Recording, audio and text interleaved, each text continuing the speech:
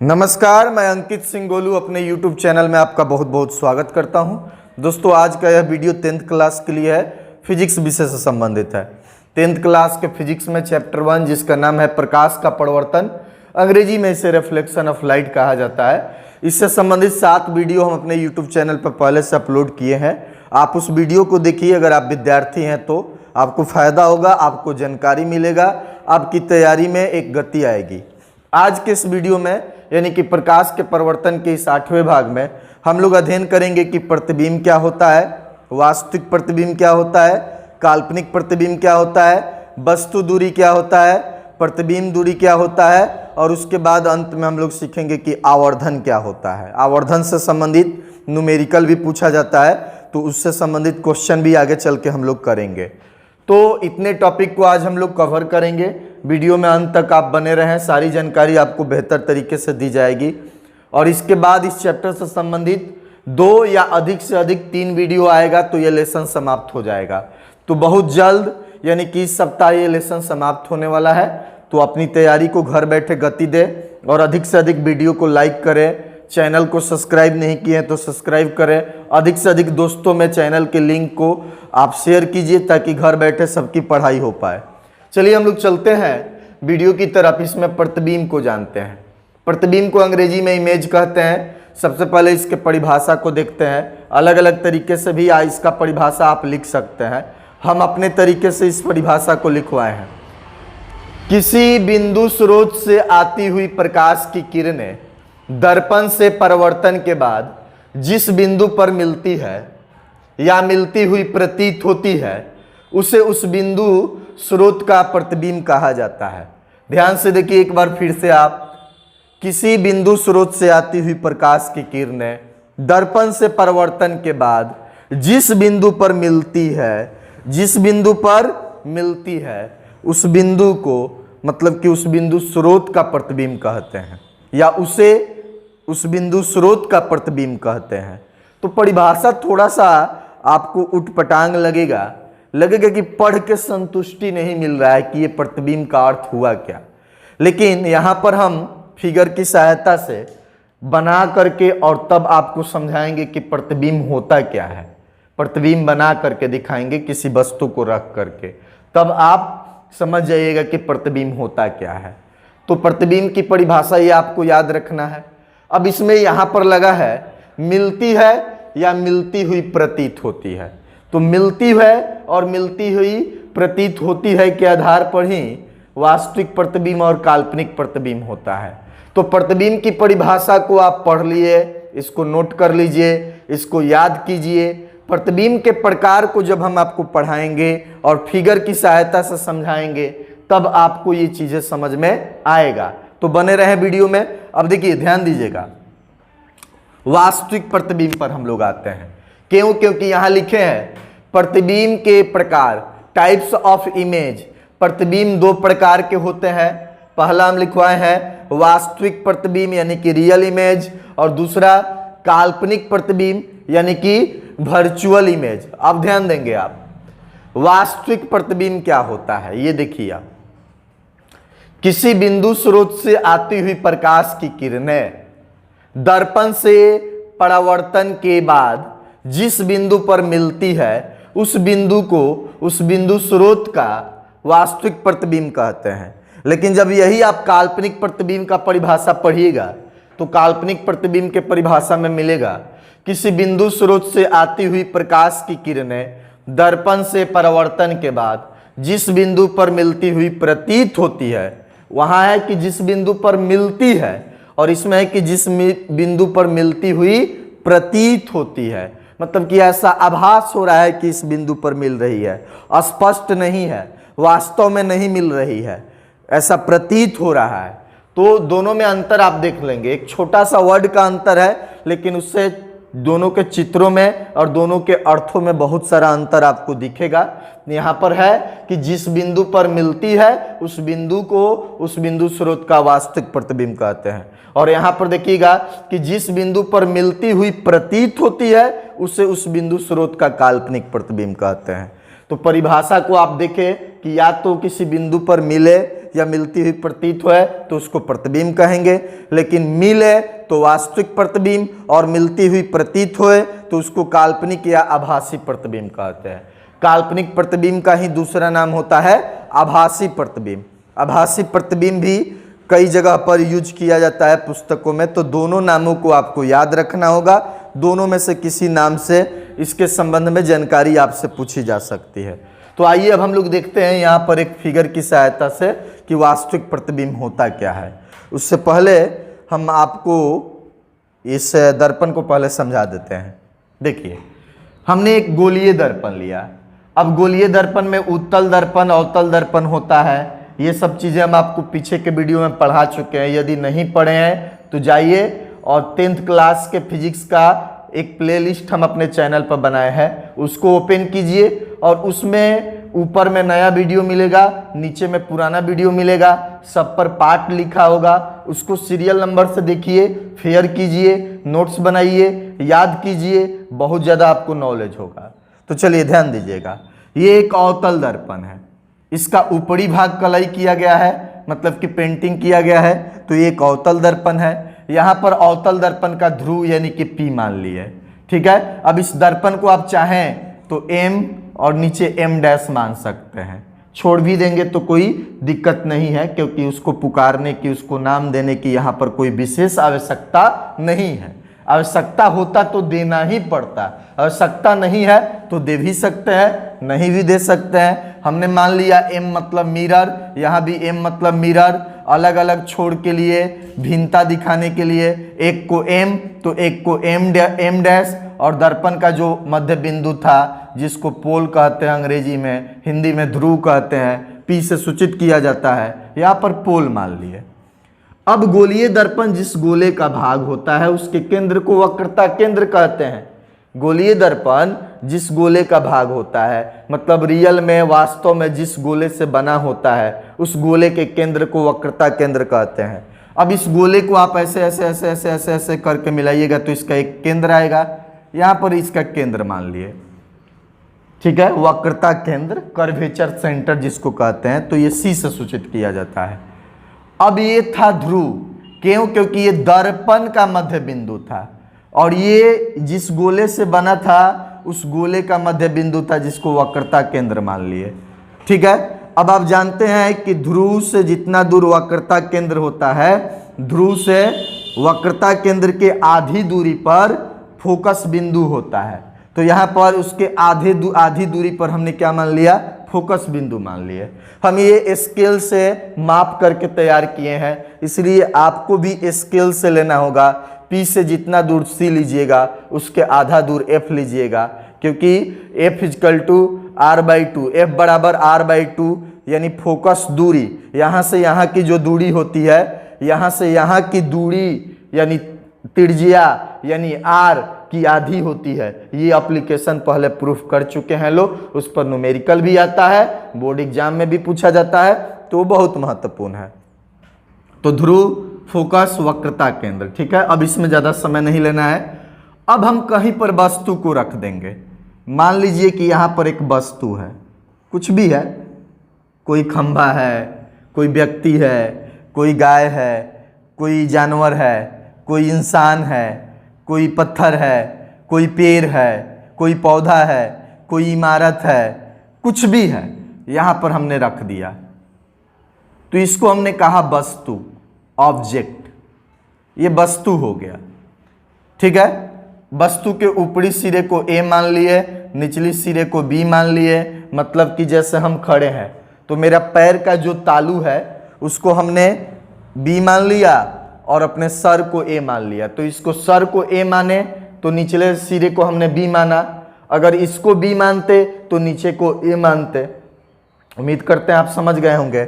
मतलब ऊपर भी B लिख सकते थे, नीचे A लिख सकते थे, आपकी मर्जी, ठीक है। हमने यहाँ A लिखा, यहाँ भी लिखा, ऊपर भी आप B लिख सकते हैं, नीचे A लिख सकते हैं, उसमें कोई दिक्कत नहीं है। चलिए हम ऊपर ही कर देते हैं।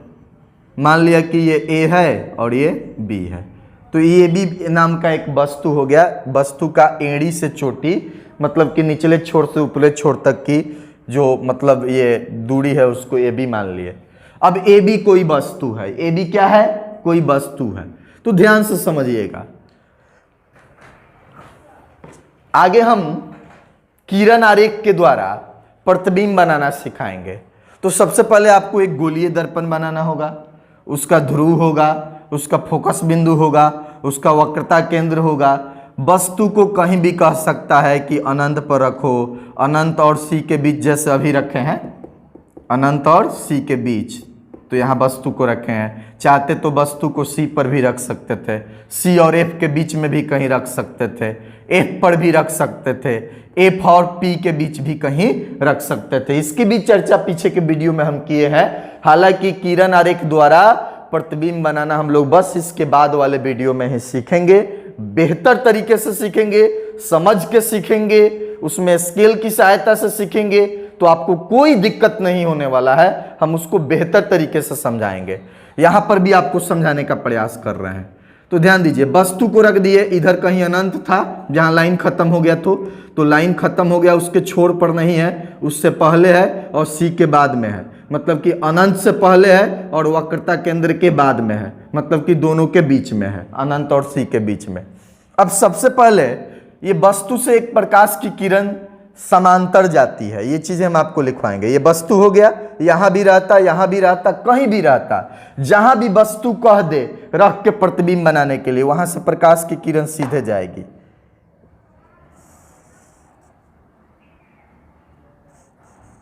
चलिए, एक प्रकाश की किरण यहां से सीधे गई। आप स्केल लेके बना सकते हैं, एरो ऐसे कर दिए, एरो का मतलब हो गया इधर से इधर प्रकाश की किरण गई। अब जब प्रकाश की किरण प्रधान अक्ष के समांतर जाती है तो टकरा करके फोकस से लौटती है। याद रखेंगे, अगले वीडियो में इसको हम लिखवाएंगे भी। समांतर जाएगी, मतलब समांतर का मतलब हुआ कि ये पी एफ सी वस्तु रखा है, वो वाला जो लाइन है इसको प्रधान अक्ष कहते हैं। तो प्रधान अक्ष के समांतर वस्तु से सट करके, ये वस्तु कहो चाहे इसको बिंदु स्रोत कहो, वस्तु कहो या बिंदु स्रोत कहो, तो किसी बिंदु स्रोत से या किसी वस्तु से आती हुई प्रकाश की किरणें कैसे आई जी? तो आप देखें कि पहले ऐसे समांतर आती है प्रधान अक्ष के और टकरा करके फोकस होकर लौटेगी।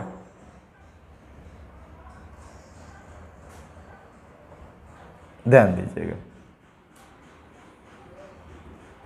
ये फोकस होकर के वापस हो गई और एक बार वक्रता केंद्र जो सी है उससे होकर प्रकाश की किरण जाती है। एक बार प्रकाश की किरण, जैसे ये वस्तु था, कहीं भी रहता, कहीं भी, तो वहां से प्रकाश की किरण सीधे जाएगी, दर्पण पर टकराएगी, फोकस होकर के लौटेगी। आने का रास्ता फोकस होकर के, अगर हई से सीधे जाएगी तो। और दूसरी बार केंद्र से होकर के आती है दर्पण पर।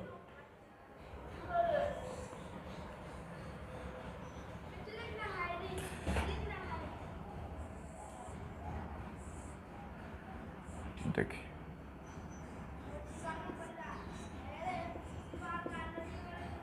ये एरो दिखा दिए। अब ध्यान से देखिए, दोनों कहां मिल गई? दोनों मिल गई यहां पर।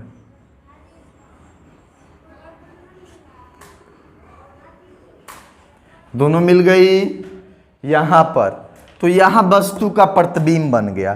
तो दोनों बिंदु इसी बिंदु पर न मिली दोनों किरण, इसी को कहेंगे वास्तविक प्रतिबिंब। फिर से आप समझिए, समय दीजिए, नॉलेज लेना है तो समय देना पड़ेगा, नहीं तो फिर आप वीडियो को बंद करके अपना मोबाइल चला सकते हैं या जो भी आपको काम हो। पढ़ाई करना है तो भैया समय देना पड़ेगा, बिना समय का कोई गुंजाइश नहीं है।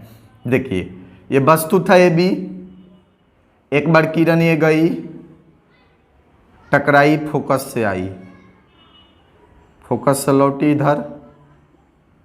आप स्केल से बनाएंगे तो सीधा बनेगा। और एक बार वहीं से वस्तु के ऊपरी सिरे से एक बार किरण केंद्र होकर के लाएगी और दोनों जहां मिल जाएगी। देखिए, ई गई तो टकरा के यहां आई और ये यहां गई, दोनों यहां मिल गई, इसी को कहते हैं प्रतिबिंब।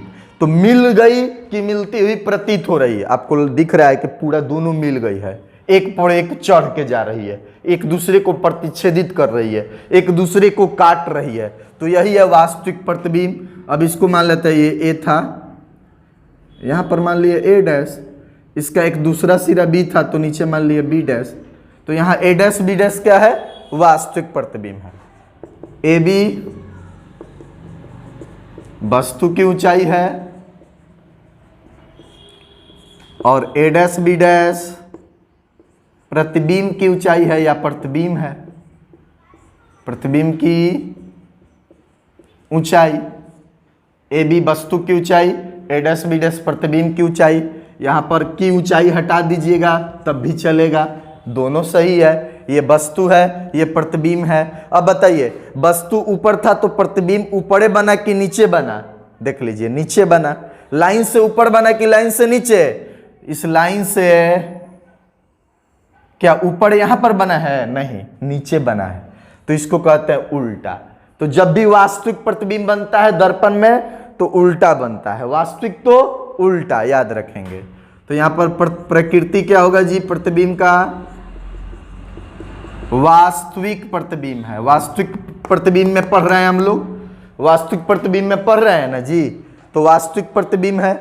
और वास्तविक होगा तो पीछे हम आपको बताए थे, वास्तविक बनता है तो उल्टा बनता है, वास्तविक बनता है तो उल्टा बनता है। अब वस्तु से बड़ा बना कि छोटा बना कि क्या बना? तो वस्तु से खूब ध्यान से देखिएगा तो छोटा बना है। वस्तु से क्या बनेगा? छोटा बनेगा।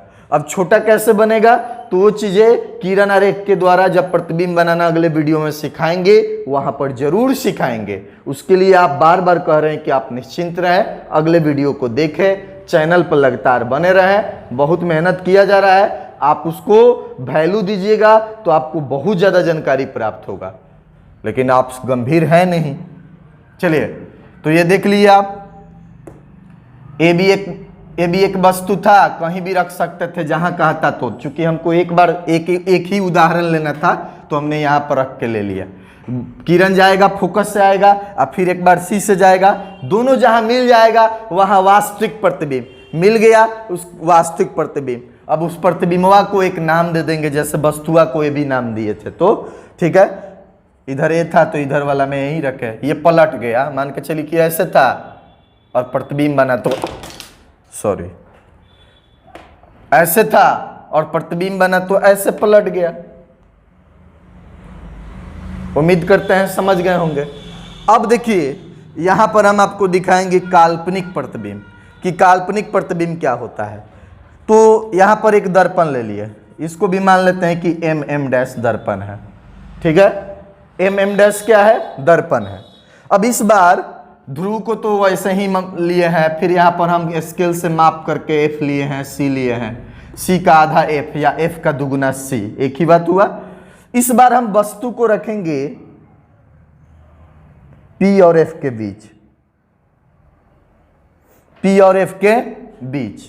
तो देखिए, पी और एफ के बीच जब रखेंगे तो प्रकाश की किरण जाएगी, दर्पण पर टकराएगी, और बोले थे कि जब दर्पण पर टकराएगी तो वापस कैसे आएगी जी? फोकस होके। दर्पण पर टकराई तो यहां वापस कैसे आई? फोकस होकर के। तो यहां भी फोकस होकर के आएगी। चलिए, हम फोकस होकर के ला दे रहे हैं इसको।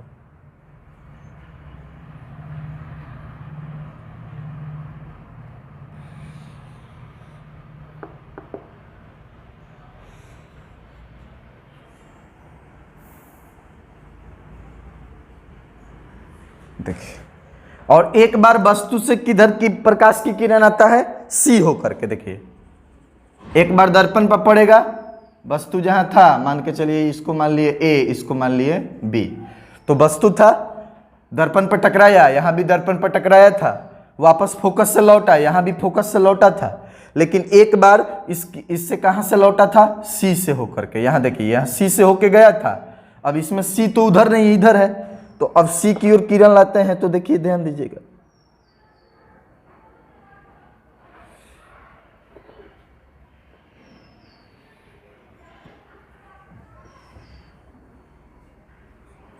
देखो, एक बार वस्तु के ऊपरी सतह से किरण दर्पण पर गया, फोकस होके लौटा, और एक बार ऊपरी सतह से केंद्र होके आएगा, एक बार ऊपरी सतह से दर्पण पर गया, फोकस होके लौटा, और एक बार सी होके जाएगा। वैसे ही सेम है, लेकिन अब देखो, ये प्रकाश की किरण आग फैल रही है कि सिकुड़ रही है? ध्यान से देखो, ऐसे फैलते जा रही है, फैलते जा रही है। क्या इसकी संभावना है कि ये आगे जाकर के कहीं मिले? बिल्कुल संभावना नहीं है, क्योंकि ये फैल रही है, फैलते जा रही है तो और दूर होते जा रही है, फैल रही है। तो जब फैलेगी तो इसका मतलब हुआ कि आगे कहीं मिलेगी नहीं। तो इसको पीछे डॉटेड लाइन को बढ़ा करके अगर इसको पीछे भी लाएंगे,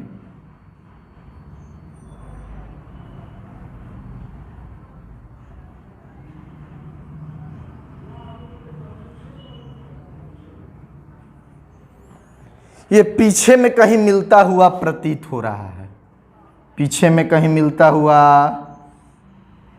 देखिए अब ये बन गया प्रतिबिंब इसका। अब वस्तु को जिधर रख, जैसे रखे थे, देखिए वस्तु लाइन से ऊपर था, प्रतिबिंब भी लाइन से ऊपर ही बना।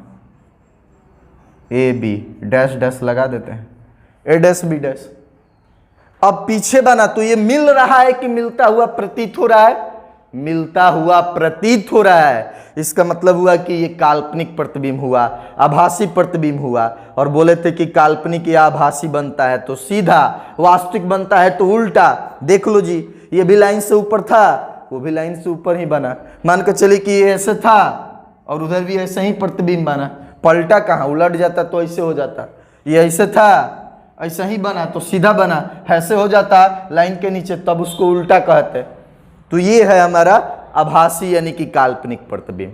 तो जब प्रकाश की किरण किसी वस्तु से आएगी और वस्तु से आएगी, दर्पण से परिवर्तन के बाद जिस बिंदु पर मिलेगी तो वास्तविक, जैसे यहां मिल गई। अब मिलती हुई प्रतीत होगी तो उसी को आभासी या काल्पनिक कहेंगे। फिर से इन तस्वीरों को अलग अलग जगहों पर रख करके, वस्तु को अनंत पर रख करके, अनंत और सी के बीच रख करके, सी पर रख करके, सी और एफ के बीच रखकर, एफ पर रखकर, एफ और ध्रुव यानी कि पी के बीच रख करके अगले वीडियो में प्रतिबिंब बनाना हम लोग सीखेंगे। अभी तो यहाँ पर अनंत और सी के बीच रखे थे और यहाँ एफ और पी के बीच रखे थे। दो गो बस हमको उदाहरण लेना था, तो इसी स्थिति में काल्पनिक बनता है, इसीलिए इसी स्थिति को लिए थे। बाकी सब स्थिति में वास्तविक बनता है। अवतल दर्पण के केस में कहीं भी वस्तु को रखिए, इस दोनों के बीच रखेंगे तो वो आभासी यानी कि काल्पनिक, बाकी कहीं रखिएगा तो वास्तविक बनता है। तो बाकी कहीं भी रख करके हम वास्तविक बना दिए। आप यहाँ रख के, यहाँ रख के, कहीं रख के बना सकते थे। उम्मीद करते हैं कि आप वास्तविक और काल्पनिक प्रतिबिंब समझे होंगे, वास्तविक के साथ उल्टा और काल्पनिक के साथ सीधा। यहाँ भी सेम है, ए बी यहाँ भी लिख दीजिएगा, ए बी बराबर वस्तु, ए बी वस्तु है, ए डैश बी डैश प्रतिबिंब है। अब प्रतिबिंब कैसा बना? तो प्रकृति में आप लिख सकते हैं, मतलब कि नेचर में काल्पनिक, जिसको आभासी भी कहते हैं, काल्पनिक। और काल्पनिक जब बनेगा तो सीधा बनेगा, काल्पनिक बनेगा तो सीधा बनेगा। उम्मीद करते हैं समझे होंगे। ठीक है, ध्यान दीजिएगा तो समझ में आएगा। कोई भी चीज़ें जल्दीबाजी में आप करने की कोशिश कीजिएगा तो आपको दिक्कत होगा। कम टाइम में सोचिएगा कि स्पीड में पढ़ ले, वीडियो को इसका स्पीड बढ़ा करके पढ़ ले तो दिक्कत होगा। आराम आराम से पढ़िए, ठीक है, जल्दीबाजी नहीं। सीखना है तो आपको ध्यान देना पड़ेगा, पढ़ना पड़ेगा। अब वस्तु दूरी क्या होता है, प्रतिबिंब दूरी क्या होता है? देखिए, ये तो ए बी वस्तु माने थे, ए डैश बी डैश प्रतिबिंब। यहां भी ए बी वस्तु, ए डैश बी डैश प्रतिबिंब। अब ये ए बी भी ऊपर था लेकिन प्रतिबिंब नीचे था, तो ये उलट गया, तो इसको उल्टा कहेंगे। ऐसे भी मिल रहा है तो वास्तविक और वास्तविक के समय उल्टा ही बनता है। अब ध्यान दीजिएगा, ये ए बी था और यहाँ भी ए डैश बी डैश, मतलब ये भी ऊपर था, प्रतिबिंब भी ऊपर है। ये वस्तु का नाम ए बी, तो प्रतिबिंब का नाम थोड़ा अलग रखे हैं, ए डैश बी डैश। उसको भी ए बी रखेंगे तब तो फिर कैसे होगा जी, दिक्कत हो जाएगा, पता नहीं चलेगा वस्तु की बात कर रहे हैं कि प्रतिबिंब की, एक जैसा नाम हो जाएगा। तो अब गौर करिएगा, ये दोनों ऊपर ऊपर है तो ये आभासी है, तो मतलब सीधा भी है, सीधा है और मिलता हुआ प्रतीत हो रहा है तो आभासी है। अब ये तो वस्तु का ऊंचाई है, ये भी वस्तु का ऊंचाई है, लेकिन ध्रुव से जितना दूर पर वस्तु है उसी को वस्तु दूरी कहते हैं। यहाँ ध्रुव है, यहाँ वस्तु है, यहाँ से आते आते आते आते आते आते आते आते यहाँ आइएगा तब वस्तु है, तो ये वस्तु दूरी है। इस फिगर में देखिएगा तो ये ध्रुव है और यहाँ आएंगे तो यहाँ ए बी, यहाँ वस्तु है। तो ध्रुव से वस्तु के बीच की दूरी को वस्तु दूरी कहते हैं, वही लिखवाए हैं। दर्पण के ध्रुव, ध्रुव मतलब पोल, पोल मतलब P। अगर यहां पर कोई आप दर्पण बना दिए छोटा सा ऐसे, और इसको मान लिए आप ध्रुव पोल, इसको मान लिए आप F, इसको मान लिए आप C, यहाँ पर कोई वस्तु रख दिए AB, ठीक है। तो यहाँ से यहाँ के बीच की दूरी को वस्तु दूरी कहेंगे, इसको U से सूचित करेंगे, ठीक है। ये वस्तु का ऊंचाई हो गया या वस्तु हो गया।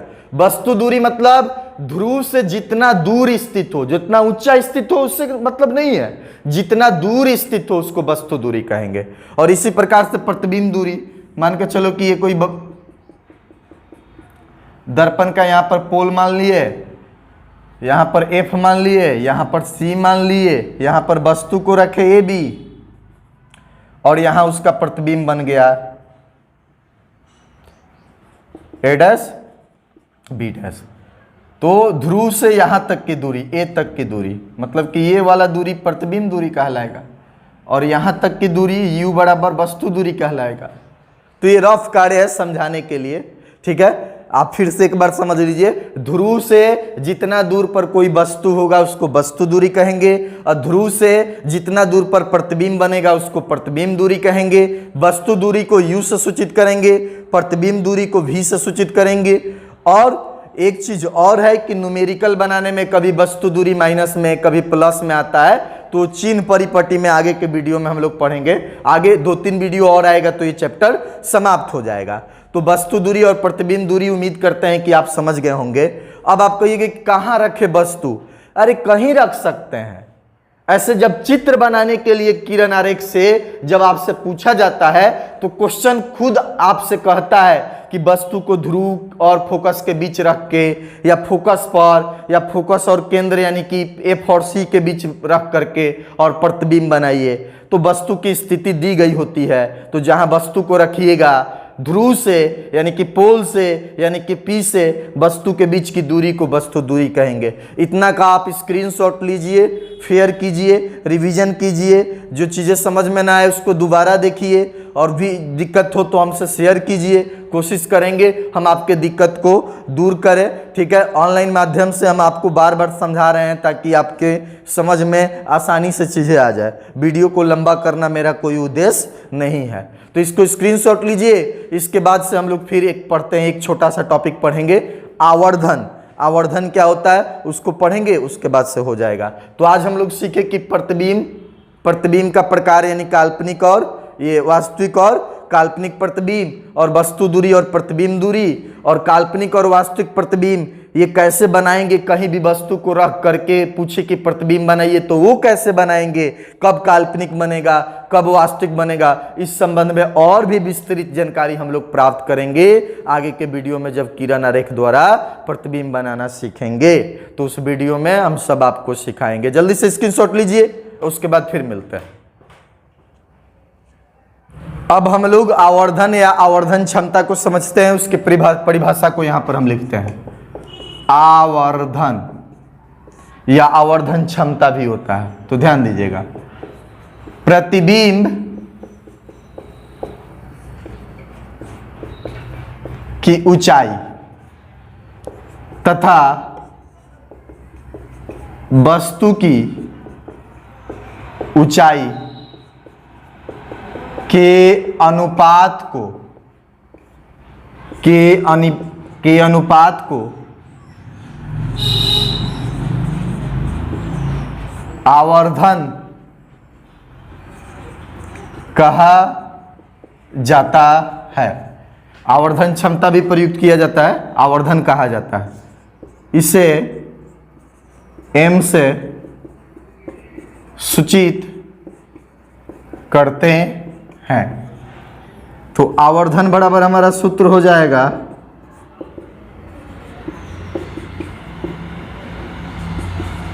प्रतिबिंब की ऊंचाई बटा वस्तु की ऊंचाई, या आवर्धन बराबर हमारा सूत्र हो जाएगा, इसको सूचित करते हैं M से। तो M बराबर हो जाएगा प्रतिबिंब की ऊंचाई को H डैश और वस्तु की ऊंचाई को H। तो एक ये भी सूत्र हो जाएगा। या वस्तु दूरी और प्रतिबिंब दूरी, यानी प्रतिबिंब दूरी को ऊपर और वस्तु दूरी को नीचे लिख करके भी, दूरी मतलब यहाँ से यहाँ वाला, ऊंचाई वाला ऐसे वाला, ऊंचाई ऐसे वाला, जैसे हम खड़े हैं तो हम खड़े हैं तो मेरी मतलब मेरा जो पैर है उससे मेरे सर तक मेरा ऊंचाई हुआ, लेकिन दूरी बताना होगा। तो कहीं से जैसे आप अपने पास से बताइएगा कि कितने दूरी पर हैं, तो अपने तुलना में आप बताइएगा कि उतना दूरी पर हैं, ठीक है, तो दूरी होता है। तो ये ध्रुव के तुलना में ये दूरी और ये ऊंचाई होता है। तो वस्तु दूरी और प्रतिबिंब दूरी से भी मतलब V/U से भी हमारा आवर्धन क्षमता आ जाएगा। अब कई बार आवर्धन ऋणात्मक आता है, कई बार धनात्मक आता है। एक चिन्ह परिपटी हम आपको पढ़ाएंगे और चिन्ह परिपटी को पढ़ाने के बाद आवर्धन से संबंधित न्यूमेरिकल, उसके बाद दर्पण सूत्र एक एप्लीकेशन प्रूफ करवाना है, उससे संबंधित न्यूमेरिकल, और एक F=R/2 वाला, मतलब कि गोलीय दर्पण की वक्रता त्रिज्या और उसके फोकस दूरी के बीच जो संबंध होता है उसके साथ का हम आपको न्यूमेरिकल करवा देंगे, ताकि आपको कब माइनस कब प्लस लगाना है ये समझ में आ जाए। तो हम आपको चिन्ह परिपटी पढ़ाएंगे, ठीक है। आगे 2-3 वीडियो और आएगा तो उसमें लेसन समाप्त हो जाएगा। ये था आवर्धन का परिभाषा। अवतल दर्पण उत्तल दर्पण के केस में कब आवर्धन क्षमता प्लस होगा, कब माइनस होगा, आगे के एप्लीकेशन में मतलब कि हम न्यूमेरिकल का जो सीरीज करवाएंगे एक छोटा सा, जिसमें चिन्ह परिपटी पढ़ाएंगे, उसमें जरूर करवाएंगे। इसका भी आप स्क्रीनशॉट लीजिए और वीडियो को अधिक से अधिक दोस्तों में शेयर कीजिए। इसी सप्ताह हमारी कोशिश रहेगी कि इस लेसन को ख़त्म कर दिया जाए। उसके बाद से केमिस्ट्री का संभवतः तीसरा लेसन हम शुरू करेंगे, जिसका नाम है धातु अधातु। बहुत लंबा लेसन है लेकिन बहुत मज़ेदार है। कॉम्पिटिटिव एग्जाम के उद्देश्य से भी वो चैप्टर बहुत मज़ेदार है और उसका 12th में भी यूज है। तो 10th के साथ 12th भी कवर होगा बेसिक उसका। उसके बाद से कॉम्पिटिटिव एग्जाम के लिए भी वो फ़ायदेमंद होगा। तो कोशिश करेंगे कि हम उसको ये करें, जल्द से जल्द शुरू करें। ज़्यादा से ज़्यादा वीडियो को शेयर कीजिए, लाइक कीजिए। चैनल को अभी तक सब्सक्राइब नहीं किए हैं तो सब्सक्राइब कीजिए। मिलते हैं अगले वीडियो में। नमस्कार।